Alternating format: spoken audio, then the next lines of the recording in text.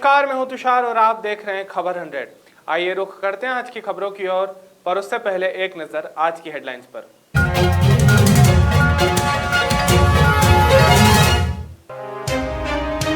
पूर्व मुख्यमंत्री दिग्विजय सिंह ने भाजपा पर साधा निशाना। मुख्यमंत्री शिवराज ने मध्य प्रदेश में उपचुनाव के चलते मतदाताओं से की अपील। उपचुनाव को लेकर सांवेर में पुलिस की कड़ी सुरक्षा। सेवा से बाहर डॉक्टरों ने किया धरना प्रदर्शन।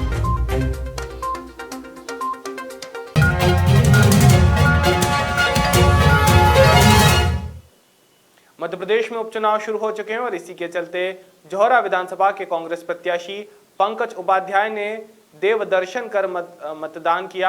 आपको बता दें कि पंकज उपाध्याय अपने परिवारजनों के साथ मतदान करने पहुंचे थे, जहां उन्होंने पूरे परिवार के साथ मतदान किया और जौहरा विधानसभा के प्रत्येक व्यक्ति को अपने मताधिकार का प्रयोग कर लोकतंत्र के महापर्व में शामिल होने की अपील की।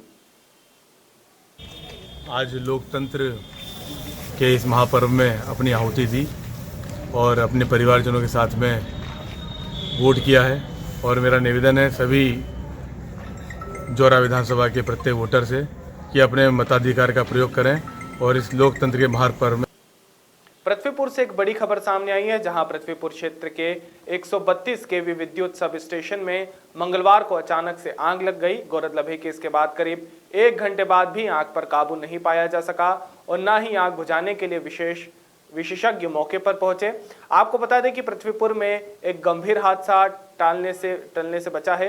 इसके साथ ही विभाग अभी भी कारणों का पता लगा रही है, वहीं कुछ विभाग के अधिकारी इसे शॉर्ट सर्किट से हुई दुर्घटना बता रहे हैं।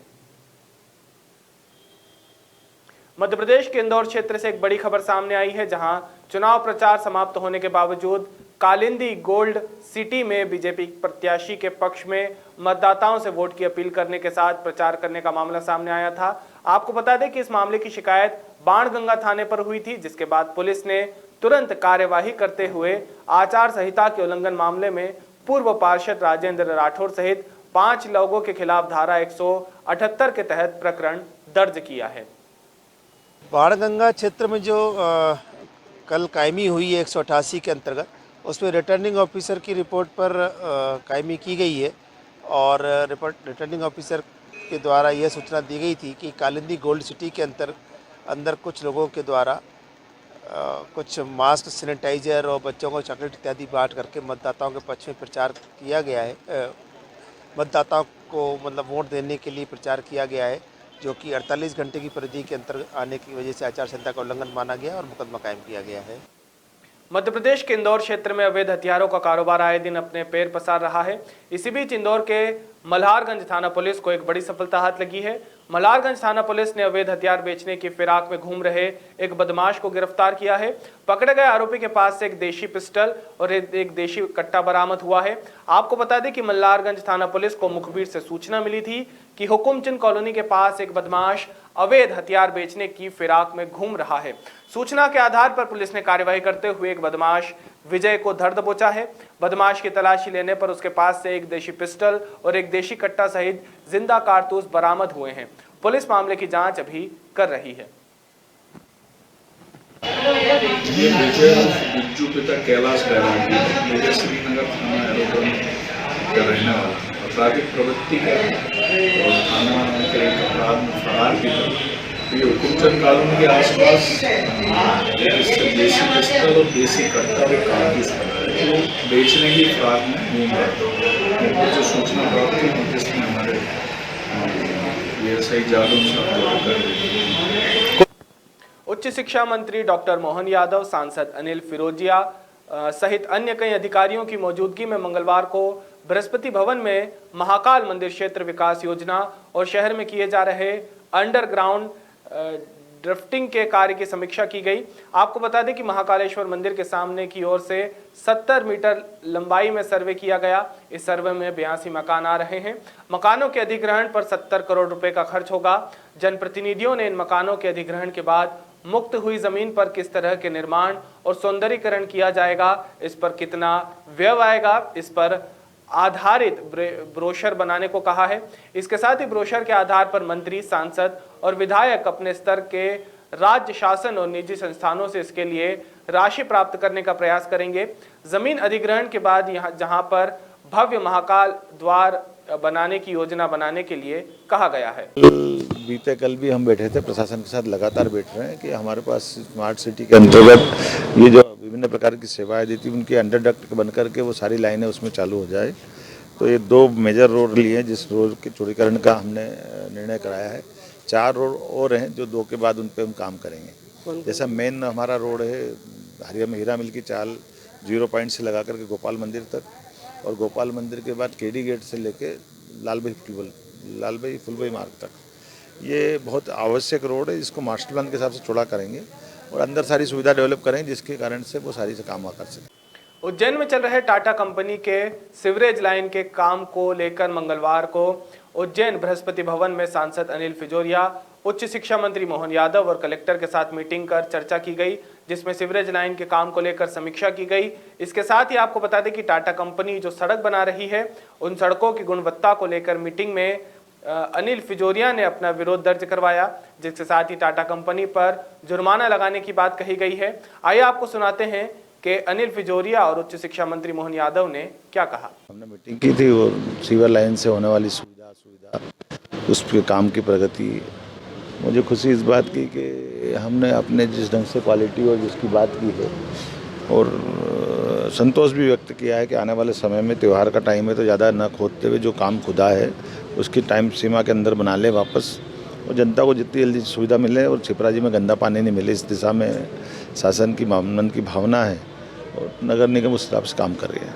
सर, जो प्रशासन की जो गाइडलाइन थी वो टाटा को जो दी थी वो खत्म हो चुकी है, लेकिन अभी तक नहीं, अभी तक 3 साल चलेगा वो अंडर टाइम पीरियड। लेकिन जो काम हो रहा है गुणवत्ता का नहीं हो रहा है, सब हमने निर्देश दे दिए और पेनल्टी लगाएंगे, कोई जुर्माना होगा। हाँ, पेनल्टी करेंगे। मध्य प्रदेश में 28 विधानसभा सीटों पर मतदान जारी है। इस दौरान कई जगह से हिंसा की खबरें भी सामने आई हैं। इस मुद्दे पर पूर्व मुख्यमंत्री और कांग्रेस के राज्यसभा सांसद दिग्विजय सिंह ने शिवराज सरकार को आड़े हाथों लिया है। दिग्विजय ने कहा कि पूरा शासन और प्रशासन कितनी ही कोशिश कर ले, कुछ ज्यादा प्रभाव पड़ने वाला नहीं है। इसी के साथ उन्होंने कई अन्य मुद्दों पर भी बातचीत की। आइए आपको सुनाते हैं कि मध्य प्रदेश के पूर्व मुख्यमंत्री दिग्विजय सिंह ने क्या कहा। पूरा प्रशासन और शासन कितनी कोशिश कर ले, कोई ज़्यादा प्रभाव पड़ने वाला नहीं है। जैसा हम लोगों ने पहले से ही आगाह कर दिया था कि जनता इन्हें हराना चाहती है, अब ये केवल प्रशासन के माध्यम से चुनाव जीतना चाहते हैं। कई जगह शिकायत आ रही है कि गरीबों को वोट नहीं डालने दिया जा रहा है, उनसे बैलेट जो उनकी जो वोटर स्लिप है वो BLO से ज़बरदस्ती छुड़ाकर भाजपा के उम्मीदवारों ने अपने पास रख ली है। ऐसी कई शिकायतें आई हैं जिनके बारे में हम लोगों ने ऑब्जर्वर्स के संज्ञान में लाए हैं। कुछ जगह फायरिंग भी हुई है, एक कुशवाहा को गोली भी लगी है। तो ये इस तरह का जो ये प्रशासन पर दबाव डालकर और पुलिस के माध्यम से चुनाव जीतना चाहते हैं, ये लोकतंत्र में संभव नहीं है। ये चुनाव तो लोकतंत्र और नोटतंत्र के बीच में है और हमें विश्वास है कि लोकतंत्र विजय होगी।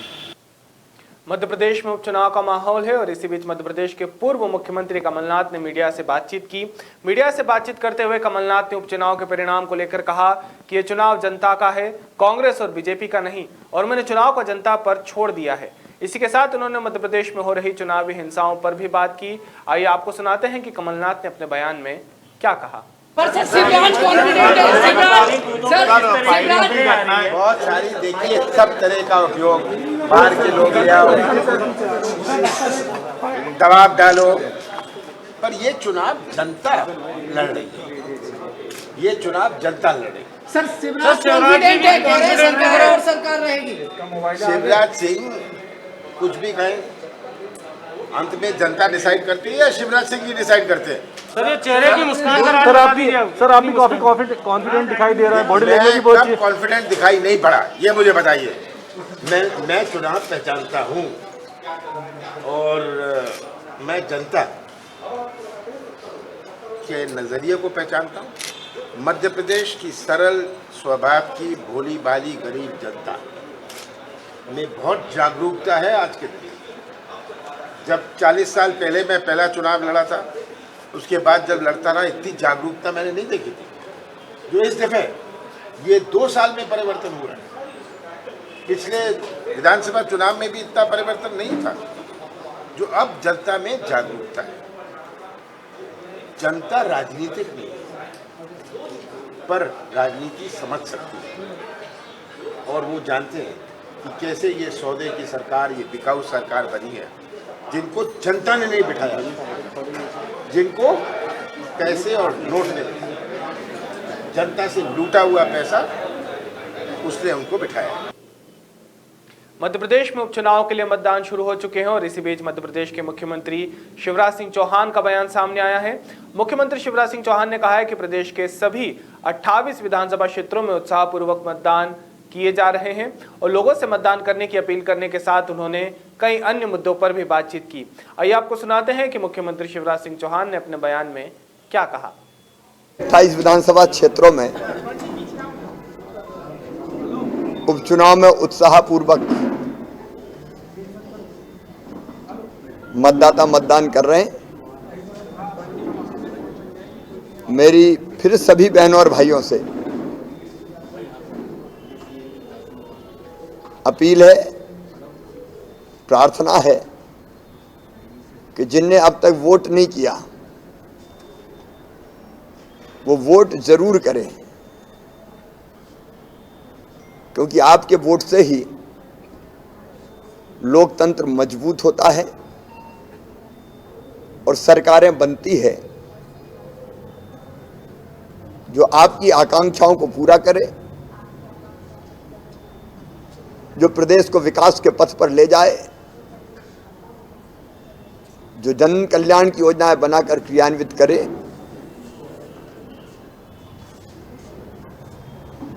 सरकार वही रहनी चाहिए और वो आपके वोट से संभव होता है। और इसलिए जिनने भोजन कर लिया हो दोपहर का, वो भोजन करके निकल जाएं, और नहीं किया हो तो पहले वोट डालें फिर भोजन करें। बहनें भी बड़े उत्साह से मतदान में भाग ले रही हैं और युवा भी उत्साहित है, लेकिन युवा ये भी देखे कि आसपास के सब वोट डल जाए। मैं फिर अपील करता हूं, लोकतंत्र को मजबूत करने के लिए, आत्मनिर्भर मध्य प्रदेश के निर्माण के लिए आपके वोट का उपयोग आप जरूर करें। कोरोना की टेस्टिंग प्रक्रिया से डेंटल डॉक्टरों को बाहर रखने से नाराज डॉक्टरों ने मंगलवार को स्वास्थ्य विभाग के खिलाफ राष्ट्रीय स्वास्थ्य मिशन परिसर में प्रदर्शन किया। प्रदर्शन के दौरान प्रदर्शनकारियों ने विभाग के खिलाफ जमकर नारेबाजी भी की। आपको बता दें कि डॉक्टरों ने मीडिया से चर्चा करते हुए बताया कि विभाग ने फंड का बहाना बनाकर बाहर का रास्ता दिखाया है। इसके साथ ही डॉक्टरों ने विभाग पर सैनलिक प्रक्रिया कम करने का भी आरोप लगाया है।